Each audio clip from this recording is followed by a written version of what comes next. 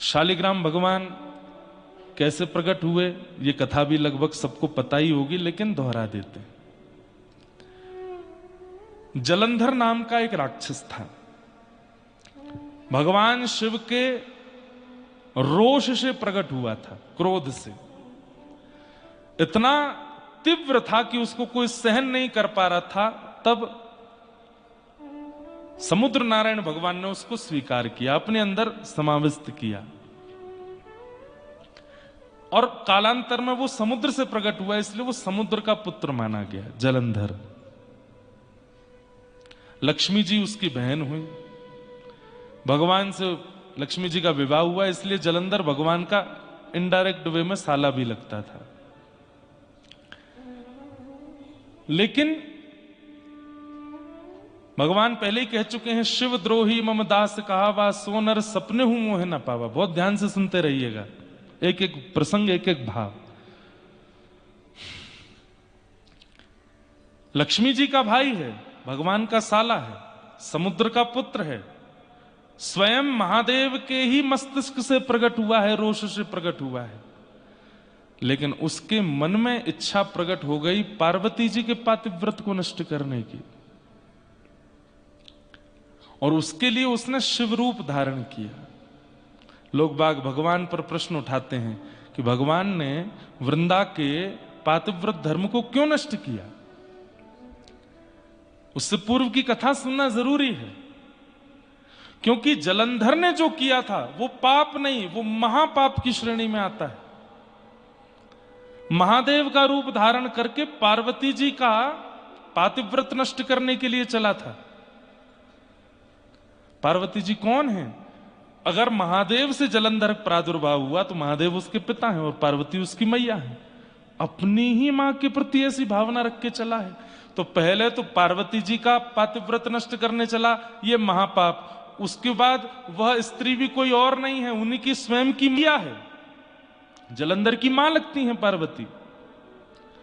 महा महा महा महा महा पाप की श्रेणी में जलंधर पहुंच गया है। महादेव का रूप धारण करके पार्वती जी के सन्मुख गया, लेकिन पार्वती जी का सौंदर्य देख ही नहीं पाया। इतनी सुंदर पार्वती जी, वहीं मूर्छित होकर गिर पड़ा। पार्वती समझ गई महादेव तो नहीं है ये, मेरा सौंदर्य सब नहीं सह सकते, पर महादेव तो देवादिदेव हैं, उन पर किसी की सुंदरता का प्रभाव नहीं होता, ये कोई और ही है। मूर्छित होते ही अपने असली रूप में आया जलंधर। देवताओं ने सोच लिया कि इसने बहुत बड़ा अपराध किया है, इसको दंड मिलना चाहिए। लेकिन तभी जलंधर के जीवन में आई वृंदा, जिनका पातिव्रत ऐसा था कि कोई भी देवता जलंधर का बालमाका नहीं कर पा रहा था। जलंधर महापापी, जलंधर अपने जीवन में बहुत कुछ पाप कर चुका है, लेकिन पत्नी के पातिव्रत के कवच से बच रहा था।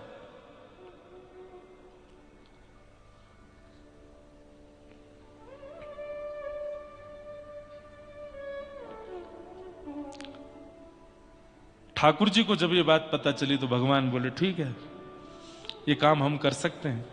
तब किसी ने कहा वृंदा को बहुत कष्ट होगा, वृंदा को बहुत पीड़ा होगी। तो ठाकुर जी बोले जीवन भर वृंदा को हम सुख प्रदान करने के लिए तैयार हैं, परंतु जलंधर ने जो पाप किया है उसका दंड उसको मिलना चाहिए। और बंधुओं, एक बात बड़ी स्पष्ट समझ लीजिएगा, मेरी बात को अन्यथा मत लीजिएगा, बहुत ध्यान से सुनिएगा। ये जो विवाह होता है ना, विवाह के बाद कन्या के हाथ में जिस वर का हाथ दिया जाता है वो साक्षात नारायण स्वरूप है और कन्या लक्ष्मी स्वरूप है।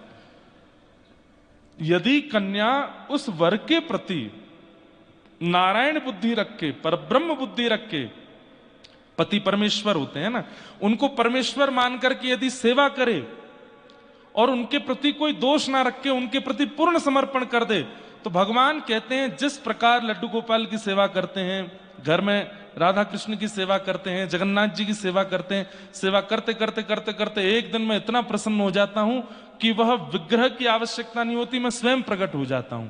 भगवान कहते हैं संसार में जितने भी पति हैं वो सब मेरे विग्रह हैं, उनके प्रति पत्नी का क्या भाव होता है मैं देखता हूं, और जब मुझे लगता है कि ये पूर्ण समर्पण से बिल्कुल त्याग में होकर के उसकी सेवा कर रही हैं, तब उस पति विग्रह को हटा के मैं आ जाता हूं, मैं ही उसको स्वीकार कर लेता हूं। पति विग्रह है, जैसे विग्रह की घर में सेवा होती है ऐसी सेवा वेवा कर दिया करो उसकी, उसके पाम दबा दो, उसको खाना पीना खिला दो, उससे प्रेम से बात कर लो। आजकल वुमेन एम्पावरमेंट वाले इसको बहुत गलत लेते हैं। क्यों पति क्यों नहीं कर सकता? क्योंकि पत्नी उसको लक्ष्मी जी नहीं मिलेंगी ना, आपको ही नारायण मिलने वाले। और इस बात का प्रमाण वृंदा की कथा। वृंदा का पातिव्रत ऐसा है, जलंधर के क्या वृंदा नहीं जानती कि जलंधर ठीक नहीं है? जानती है, लेकिन फिर भी पति है मेरे, और उस पातिव्रत का पूर्ण रूपेण पालन कर रही है। देवताओं ने जाके भगवान से कहा, प्रभु आप जलंधर का रूप बना करके जाएंगे, संसार आप पर प्रश्न उठाएगा। भगवान बोले नहीं, पतिव्रता नारी के पातिव्रत का फल ही यही है कि विग्रह पति का अंतर्ध्यान होना और मेरी प्राप्ति हो जाना। और वृंदा को अब मेरी प्राप्ति होगी। और भगवान जलंधर का रूप धारण करके चले गए। वहां जलंधर युद्ध भूमि में था, बड़े बड़े बाण भी उसका बाल बाका नहीं कर पाते थे। क्यों? वृंदा का पातिव्रत। आज भगवान नारायण जब जलंधर रूप धारण करके गए और वृंदा ने जैसे ही देखा, बंधुओं पातिव्रत धर्म नष्ट हो जाता है, पति के अलावा किसी के प्रति प्रेम भरी दृष्टि से देख भी लो तो। प्रेम भरी मतलब जिस दृष्टि से पति को देखते हैं उस दृष्टि से अन्य पुरुष को देख भी लिया तो धर्म नष्ट हो जाता है। अब सामने द्वार पर जलंधर के रूप में भगवान खड़े, और जैसे ही उसने देखा आप ठीक, आप आ गए, रुकिए मैं थाल पूजा का लाती हूं, और उसी भावना से जैसे भगवान को देखा, पातिव्रत धर्म नष्ट हुआ और जलंधर की मृत्यु हो गई। जब पता चला, अपने पति के सर को धड़ से अलग देखा, वृंदा ने, तुम कौन हो? तुम मेरे पति नहीं हो। शंख चक्र गदा पद्मधारी श्रीमन नारायण प्रकट हो गए, और प्रकट होकर के कहा, वृंदा तुम्हारे पातिव्रत धर्म से प्रसन्न होकर मैं तुम्हें प्राप्त हो रहा हूं। लेकिन वृंदा का पातिव्रत ऐसा कि साक्षात नारायण सामने आ गए हैं, लेकिन फिर भी असुर बुद्धि वाला पति ही प्रिय है। अरे तुम्हारे पास हृदय नहीं है क्या? अरे हृदय की कोमलता कहां चली गई? नारायण बने घूमते हो, परमात्मा बने घूमते हो, मेरे पातिव्रत को तोड़ने के लिए आपने बिल्कुल भी यह विचार नहीं किया कि मैं कितने कष्ट पीड़ा में चली जाऊंगी। आपके पास हृदय नहीं है, पाषाण है। मैं श्राप देती हूं, आप पाषाण हो जाओ। भगवान बोले, हम पाषाण हो जाएंगे? तो भगवान को कृपा करने के बदले तुम श्राप दे रही हो, तो इस दंड पर हम भी तुम्हें श्राप देते हैं कि तुम भी झाड़ बन जाओ। और झाड़ काहे की बनोगी? बोले तुलसी की। हम बनेंगे शालिग्राम और तुम बनोगी तुलसी महारानी, तब भी तुम्हारा संग नहीं छोड़ेंगे। क्यों? तुम्हारा पातिव्रत धर्म हमको बहुत प्रिय लगा है। जब तक पृथ्वी पर मेरी अर्चना सेवा चलती रहेगी वृंदा, तुम मेरे समीप ही रहोगे। और भगवान शालिग्राम बन गए। शालिग्राम बन के दामोदर कुंड में विराजमान हो गए, और ये पूरा शालिग्राम क्षेत्र है। शालिग्राम भगवान साक्षात नारायण स्वरूप माने जाते हैं। उनकी आराधना, पूजा, सेवा, अर्चना, अब उसके कितनी महिमाएं ये तो हम 7 दिन तक सुनते ही रहेंगे। धो के पी लो, दिखा के खा लो, इतनी सामान्य सी सेवा है। शालिग्राम भगवान को नहला करके चरणामृत पी लो, प्रसाद दिखा के पालो, बस ये सबसे इससे ज्यादा कुछ नहीं करना है। और बस एक काम और, क्या? शालिग्राम भगवान सदैव तुलसी जी के साथ में रहे। शालिग्राम भगवान प्रकट हो गए मुक्तिनाथ क्षेत्र से, और वृंदा यानी कि तुलसी, उनके साथ सदैव आपका निवास होने लगा। इस प्रकार भगवान शालिग्राम रूप में प्रतिष्ठित हुए। शालिग्राम रूप में विराजमान हुए।